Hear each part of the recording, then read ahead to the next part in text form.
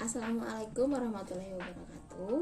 Perkenalkan, nama saya Sarah Putri Al-Ansori dari kelas A1 Manajemen Universitas Islam Nusantara semester 5. Video kali ini dibuat untuk memenuhi salah satu tugas mata kuliah Manajemen Sumber Daya Manusia 1, yaitu tugas untuk ujian tengah semester. Pertanyaan nomor 1 itu, apa yang dimaksud dengan manajemen sumber daya manusia dan hubungannya dengan proses manajemen? Nah, untuk apa yang dimaksud dengan manajemen sumber manusia itu sendiri, jadi MSDM itu adalah sebuah fungsi dari organisasi bisnis yang berfokus dan bertugas untuk rekrutmen, pengelolaan, juga pengarahan kepada pekerja di dalam organisasi bisnis tersebut. Lalu apa hubungannya MSDM dengan proses manajemen? Nah, hubungannya itu ada dalam yang pertama itu di satu perencanaan, di mana perencanaan itu untuk menentukan sasaran, membuat aturan, juga prosedur-prosedur yang berlaku untuk sebuah organisasi bisnis perusahaan. Kemudian ada pengorganisasian, di mana manajemen sumber daya manusia sendiri berfungsi untuk memberikan tugas kepada bawahan, kemudian membuat jalur wewenang, dan komunikasi untuk mengkoordinasikan setiap pekerjaan. Lalu ada penyusunan staf, di mana MSDM sendiri itu berfungsi untuk menentukan tipe orang seperti apa sih yang harus dipekerjakan dalam organisasi bisnis tersebut, termasuk untuk memilih, merekrut, kemudian memberikan pekerjaan, melakukan pelatihan, terus mengembangkan pekerja-pekerja dalam satu bisnis organisasi. Lalu ada proses di kepemimpinan, di mana MSDM sendiri berfungsi untuk mendorong pekerja agar melakukan pekerjaannya, juga tak lupa untuk memotivasi pekerja tersebut untuk menyelesaikan pekerjaannya. Hubungan MSDM sendiri dengan proses manajemen adalah pada proses pengendalian, di mana pengendalian itu adalah untuk menetapkan standar-standar apa aja sih untuk sebuah organisasi bisnis perusahaan, seperti kuota penjualan dan kualitas. Selanjutnya di nomor 2 itu soalnya adalah kita untuk memberikan contoh bagaimana konsep dan teknik manajemen sumber daya manusia dapat dimanfaatkan oleh semua manajer.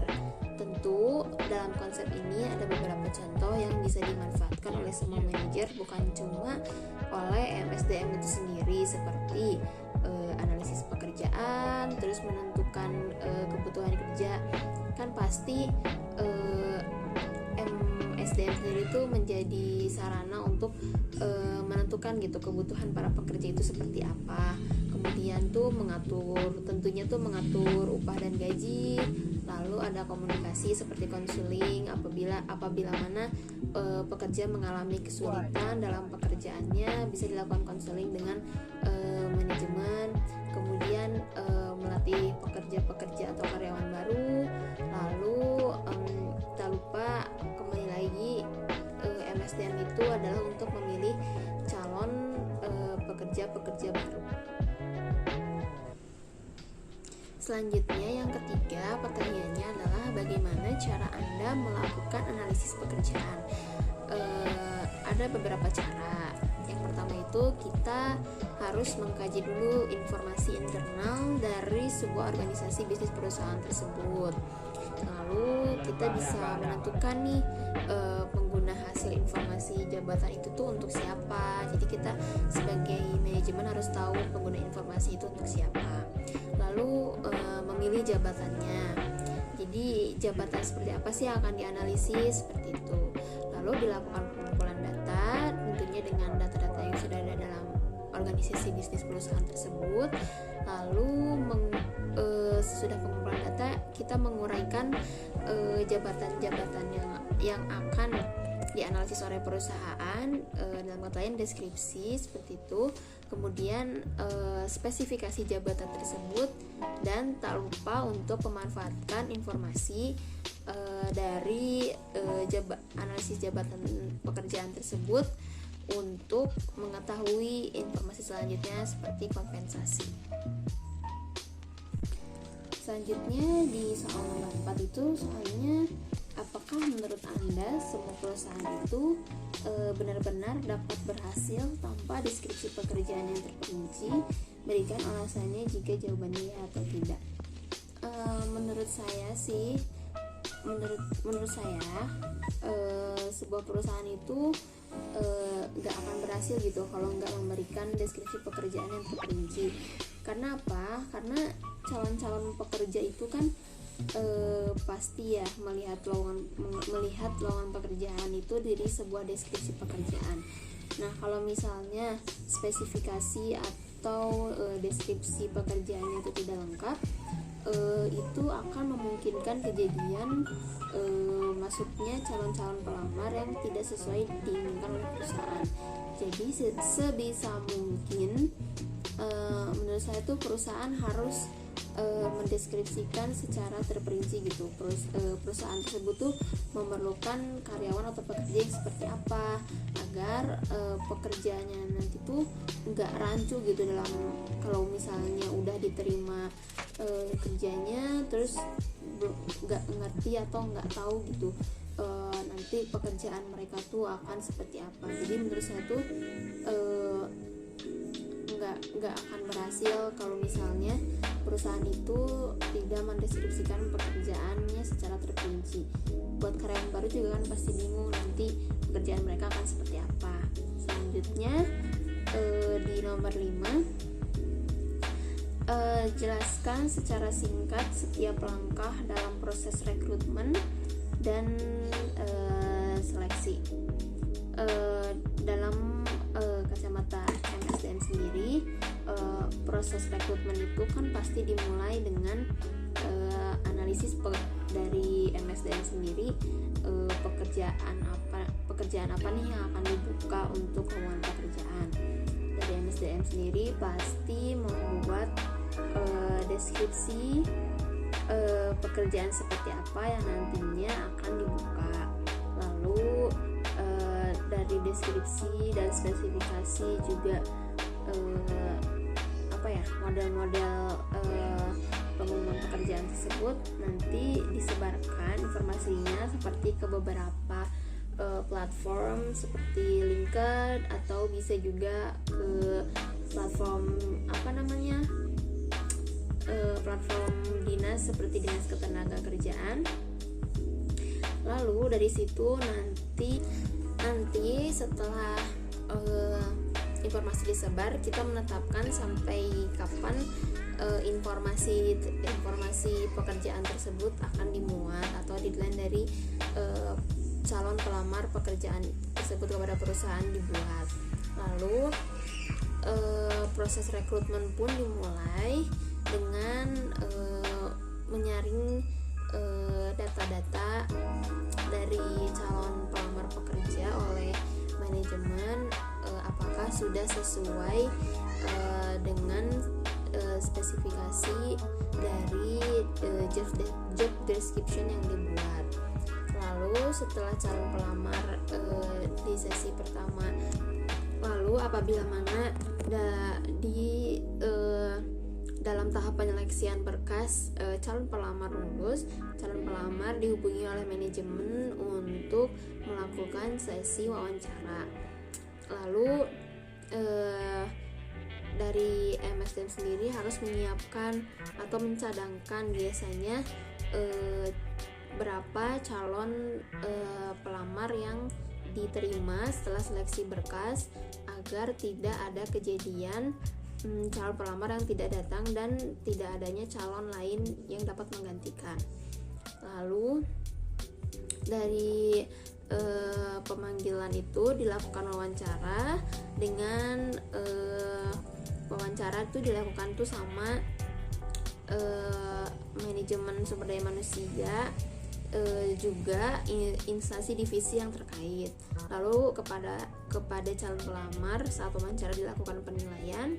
Lalu saat mereka lolos, mereka dihubungi oleh HRD atau MSDM terkait untuk masuk sebagai pekerja baru di dalam organisasi bisnis perusahaan tersebut. Nah, selanjutnya tugas MSDM ini tuh untuk menentukan gaji dan upah bagi karyawan tersebut, kompensasi apa yang akan dia dapatkan, aturan-aturan, juga tak lupa memberikan deskripsi pekerjaan calon pekerja tersebut secara lengkap, juga tak lupa memberikan pelatihan juga pengembangan untuk pekerja tersebut. Selanjutnya, untuk jenis pekerjaan, apakah menurut Anda wawancara tidak terstruktur menjadi bentuk yang paling tepat? Jelaskan alasannya. Untuk jawaban nomor 6 sendiri, jenis pekerjaan apa yang cocok jenis wawancaranya itu tidak terstruktur. Salah satunya itu ada pekerjaan yang tidak membutuhkan keahlian. Misalnya seseorang yang hanya dibutuhkan menjadi suatu stand atau toko, biasanya diwawancara dengan cara tidak terstruktur atau bisa dengan cara mengobrol seperti biasa. Lalu ada pekerjaan di sebuah perusahaan startup, seperti mengapa perusahaan startup ini nggak biasanya tuh nggak pakai wawancara tidak terstruktur, karena biasanya mereka tuh pasti masih memerlukan ide, gagasan untuk perusahaan mereka untuk lebih besar lagi. Jadi dipastikannya pekerja di sana pun akan diwawancara dengan cara tidak terstruktur, seperti hanya mengobrol biasa, namun mengarah pada apa sih yang nanti akan dicapai bersama oleh suatu organisasi bisnis startup tersebut, seperti itu.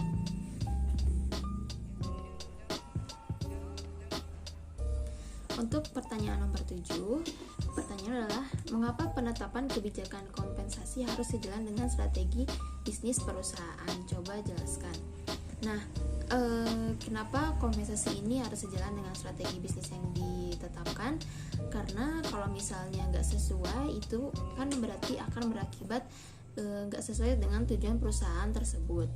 Nah, kondisi dari kompensasi ini pun, penetapan kompensasi ini pun harus sesuai dengan keadaan dari perusahaan tersebut. Jangan sampai terjadi hal-hal seperti berikut ini. Seperti misalnya kondisi perusahaan itu atau industrinya itu lagi menurun, terus situasi perusahaan yang mengedepankan kerjasama tim, namun strategi kompensasinya itu lebih banyak kepada individu. Nah, itu kan jadi tidak sesuai gitu sama strategi dan tujuan awal dari perusahaan tersebut. Nah, contoh lebih jelasnya di sini adalah dari perusahaan dealer misalnya. Dealer itu kan kompensasinya itu berdasarkan misalnya tuh karyawannya tuh berdasarkan hasil yang mereka capai atau hasil dari penjualan mereka, karena orientasi perusahaan dealer itu adalah profit. Nah, jadi tidak mungkin gitu kalau misalnya karyawannya itu diberi gaji yang rata. Kalau misalnya gajinya rata, penjualannya pasti kan nggak maksimal, jadi nggak sesuai nih sama dari strategi bisnis perusahaan dealer tersebut, seperti itu. Nah, dari ke-7 pertanyaan ujian tengah semester tersebut, demikian saya menjawab pertanyaan ujian tengah semester tersebut. Mohon maaf apabila ada kesalahan